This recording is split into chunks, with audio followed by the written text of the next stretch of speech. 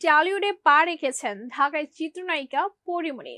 মূলত ফেলো বক্সের সিনেমা দিয়ে ওপার বাংলায় অভিষেক হতে চলেছে নায়িকার।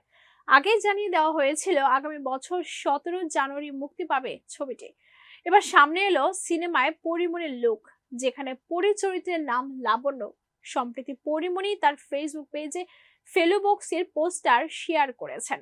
সেখানে পরীকে মূলত ছবির লাবণ্যর চরিত্রে দেখা যায়। সেখানে কুর্তা গায়ে, কপালে টিপ, সিঁথিতে সিঁদুর ও হাতে বালা সহ এক অনবদ্য লুকে দেখা যায় এই নায়িকাকে। সে পোস্টারের ক্যাপশনে পরী লিখেন, লাবণ্যের সাথে পরিচিত হন, যিনি তার উষ্ণতা এবং আত্মবিশ্বাস দিয়ে সমস্ত কিছুকে প্রজ্বলন করে।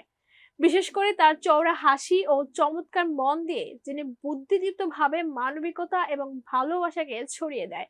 পরীর এমন লোক দেখে তার ভক্তরা খুব খুশি।